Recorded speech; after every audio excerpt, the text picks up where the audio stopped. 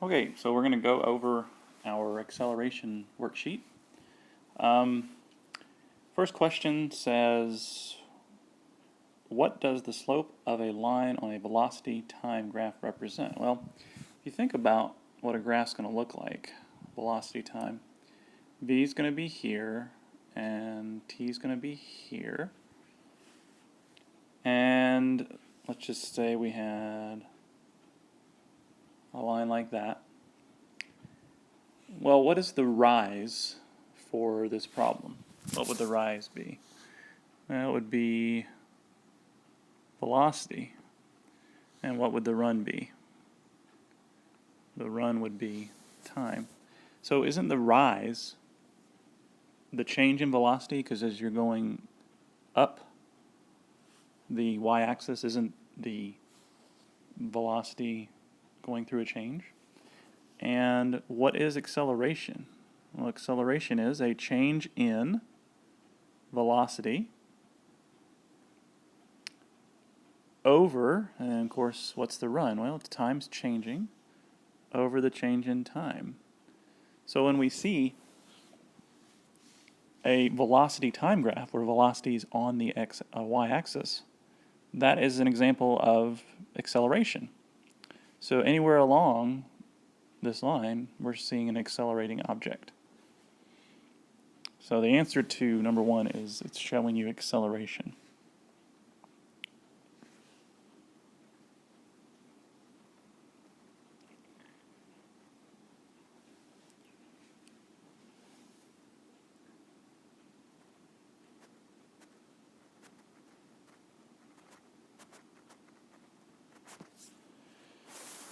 What is acceleration? Well, here's the formula right here. But if we wanted to write it out in a definition type of form, we'd say it's the change in velocity, and that could be speeding up, slowing down, or changing direction over time. I don't know if you can read that, but it says change in velocity over time. And again, change in velocity can be a speeding up object, a slowing down object, or an object that's changing direction. So remember, if I'm driving down the road at 30 miles per hour and I turn right and I keep my 30 miles per hour, my velocity still changed. Even though it stayed 30, my direction changed, and that indicates a change in velocity as well. Number 3, what is the acceleration of a Pontiac GTO that is traveling in a straight line at a constant speed? That would be a big fat 0. There is no acceleration. Something that's traveling in a straight line is not changing direction, and something that is traveling at a constant speed is not slowing up or slowing up. Something that is traveling in a constant speed is not speeding up or slowing down. So, 0 for your answer to number 3. The SI unit for acceleration, well, that's meters per second squared. That's the standard unit for acceleration, but it really can be any speed per time. So if I said something like kilometers per hour squared, that's a kilometer per hour per hour. That still counts as an acceleration unit. Or miles per second per minute. There's my speed part, and then there's my time part. So it's the change in a speed value, miles per second, meters per second, miles per hour, meters per hour, per time. It can be any one of those.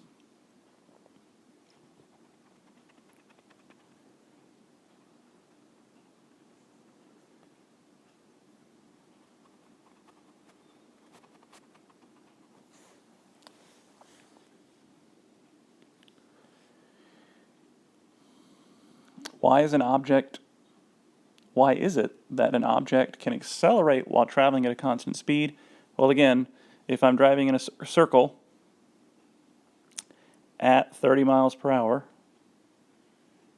or you're riding on a Six Flags ride spinning at a constant speed, as you are spinning, your direction is constantly changing. So that's how you can be accelerating even though you're traveling at constant speed. If you are constantly changing direction, you're accelerating. Doesn't matter if your speed is constant. If your direction's changing, then you are accelerating.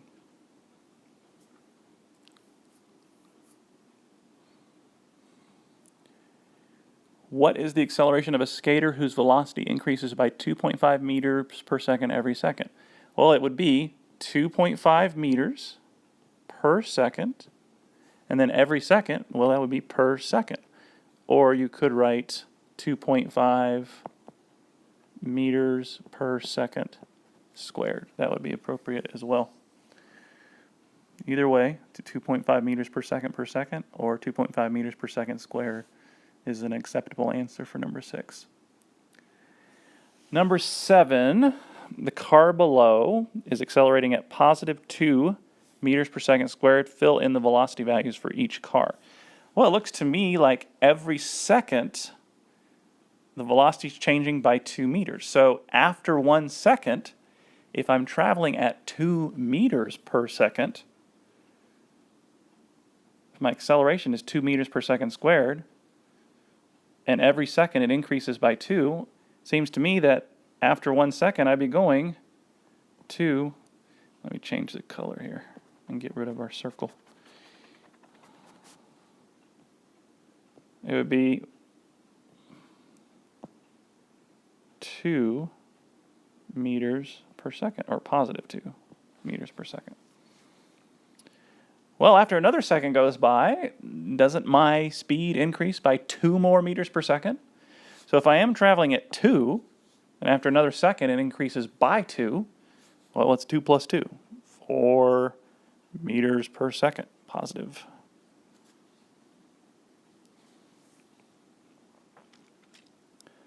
And then after 3 seconds, how many seconds is that? That's 1, I'm going 2. After 2 seconds, I'm going 4. So after 3 seconds, I'm going 6 meters per second, positive 6 meters per second. My speed is changing, my velocity is changing every second by 2 meters per second. So it goes up by 2 each second. All right, we have some vector diagrams. I'll try and draw the vectors, but I'm not sure if that's going to be successful with my writing utensil here. But one of the things we always want to know is how acceleration changes if you're slowing up or speeding down. Remember that if you're speeding up, that acceleration is always in the same direction. So if your velocity is increasing, then your acceleration is in the same direction.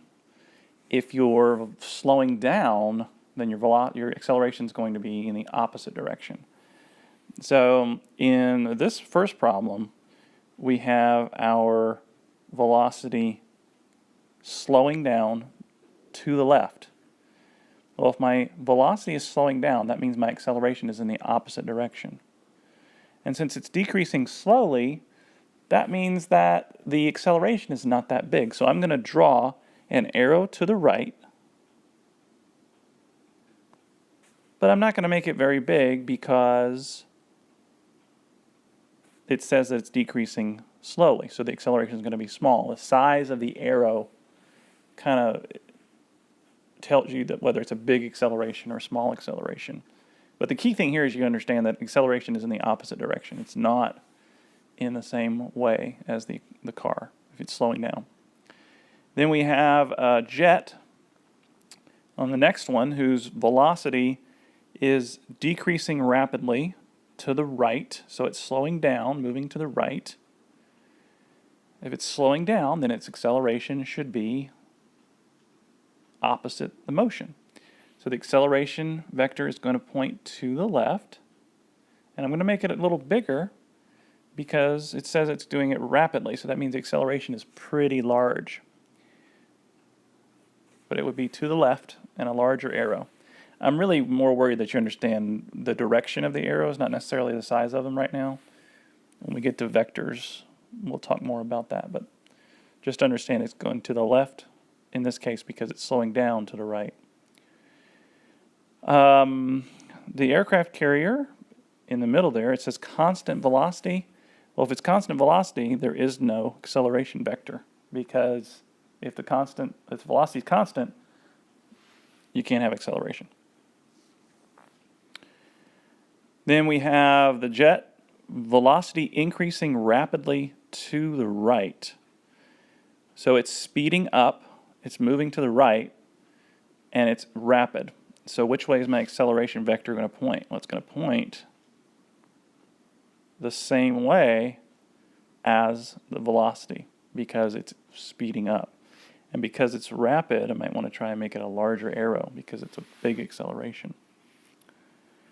On the last one on this page, we have a jet where the velocity is decreasing slowly, so it's slowing down, and it's moving to the right, so the acceleration is going to be to the left, and it's going to be a smaller arrow. And the smaller arrow indicates that the acceleration is not that big. So that's the first page. All right, if you're paying close attention, you know that this is right out of the notes that I did for you the other day. But I prefer you to try and fill it in without looking at the notes. So let's take a look. In the first column, we have a positive initial velocity, and it is speeding up. So that means that the acceleration and the velocity should be in the same direction. Which direction is my velocity in? Positive, so my acceleration should be positive. Next row, we have two negative signs. We have negative initial velocity, so it's moving to the left, and we have negative acceleration. So the acceleration is pointing in the same direction as the velocity. If that's the case, and they're both pointing the same way, what is that object doing? It's speeding up.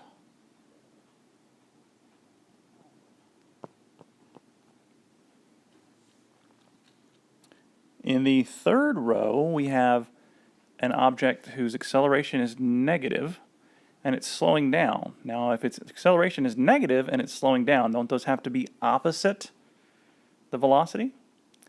So, if the acceleration is negative, the velocity has to be positive because it's slowing down. Fourth row, we have a negative velocity and it's slowing down. So if it's a negative velocity, the acceleration has to be opposite that because it's slowing down. So what's the opposite of plus? Minus. So we have a negative velocity, it's slowing down, so the acceleration has to be in the opposite direction. And in this case, the opposite of negative is positive. Fifth row, we have either a positive or negative velocity, doesn't really matter in this case, but we don't have any acceleration. So if there's no acceleration, that means we have constant velocity. No acceleration, the acceleration it has to be 0, so the velocity has to be constant. Speeding up from rest, and the acceleration is positive or negative. Well, the initial velocity for something that's speeding up from rest, it's got to be 0, because that's what that means, right? From rest means it's not moving. So it's either accelerating to the left or to the right from a standing position. And in our last row, we have a velocity of 0, no acceleration, so this guy's got to be at rest. Has to be. If it's not moving, and it's not accelerating, then it's just sitting there.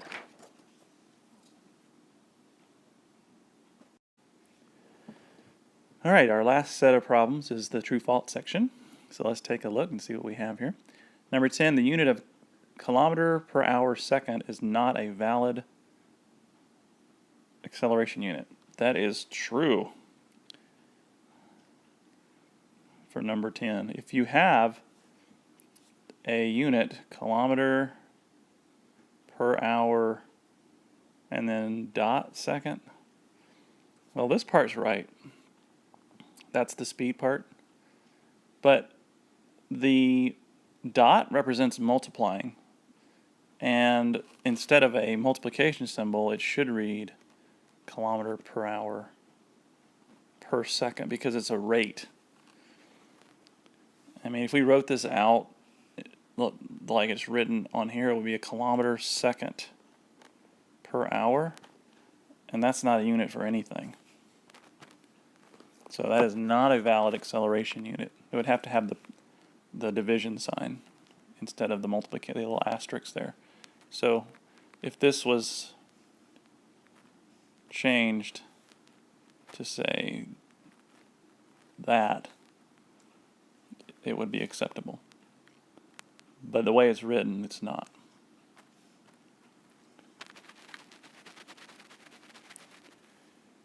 Number 11. An object with a constant positive acceleration is speeding up. Well, if I have a positive acceleration,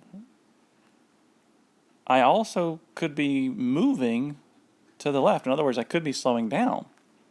So an object with a constant positive acceleration isn't necessarily speeding up. It could be slowing down, where the velocity would be negative.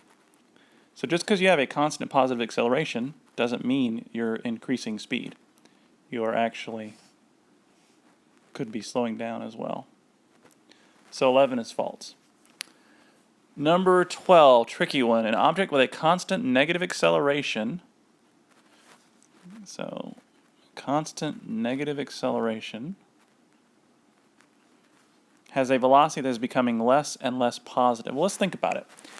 If it was speeding up, its vector would go that way. And it would be getting faster and faster because it's pointing in the same direction as the acceleration vector. So is it true that it's getting more and more negative, the velocity? It's speeding up and it's in a negative direction, so it goes negative 10, then it'll go to negative 12, so it's getting less positive. Well, if my velocity was positive,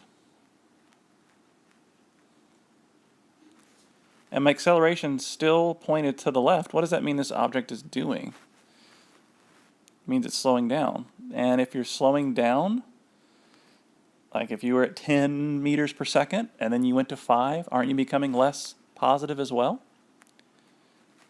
Yeah, so this is a tricky one. The answer is true.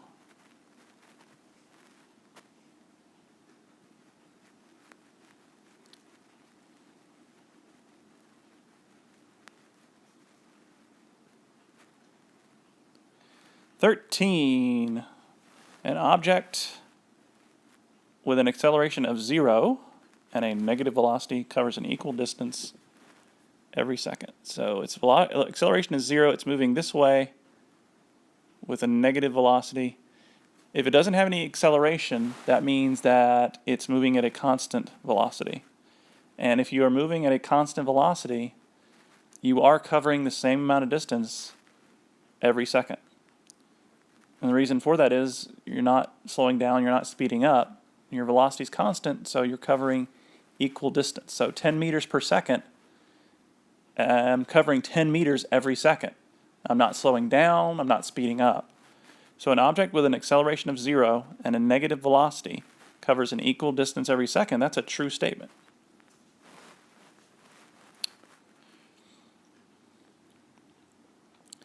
If an object's speed is constant, its velocity is also constant. Well, remember, speed is scalar. So speed has nothing to do with direction. So if I'm traveling in a circle at 10 miles per hour, my speed is constant, but am I changing direction throughout the circle? So is my velocity constant? No way, it's not, because you're changing direction. So if an object's speed is constant, its velocity is also constant. That is a false statement. You could be traveling at a speed of, say, 10 miles per hour, but your direction could be changing constantly because you're traveling in a circle. All right. 15, if an object's speed is constant, it is not accelerating. Well, again, we got to think about what the definition of acceleration is. Acceleration is a change in speed or direction. Again, speed is scalar.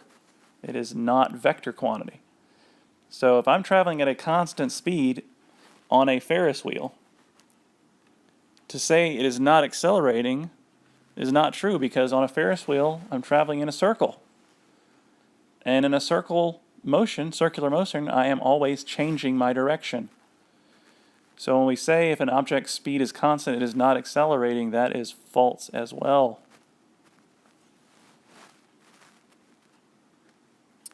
(16) The object's velocity. All right, now see, we changed our terminology, right? If an object's velocity is constant, it is not accelerating. Well, now this is, of course, a true statement, because if my velocity is constant, that means not only is my speed constant, but also my what? My direction. And we know that if your speed is constant and you're not changing direction, you are not accelerating. 17, an object with a positive velocity and a negative acceleration. Okay, so we have positive v, and we have negative a, so it's slowing down, it looks like, can later have a negative velocity if the acceleration occurs for enough time. Well, eventually, what is this object going to do? This object's going to stop. And if I continue to accelerate it to the left, again, it says if enough acceleration occurs over enough time, if I continue to accelerate it to the left, what's its motion eventually going to be? Its motion is eventually going to be negative. It's going to be to the left as well. If I have a ball rolling down the street and I stop it with my hand, and the reason I stopped it is because I applied a force in the opposite direction it was moving. If I continue to apply that force, the ball's going to start rolling in the other direction. So that's what we have here. An object with a positive velocity and a negative acceleration can later have a negative velocity. That's a true statement.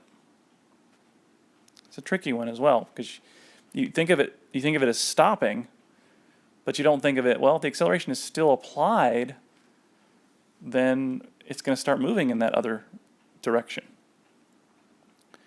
An object that starts at rest, so was not in motion, with a negative acceleration will have an increasing negative velocity. Well, if it was at rest, its velocity is going to be in the same direction as the acceleration, and sure, it's going to continue to increase its velocity because the acceleration and velocity are in the same direction.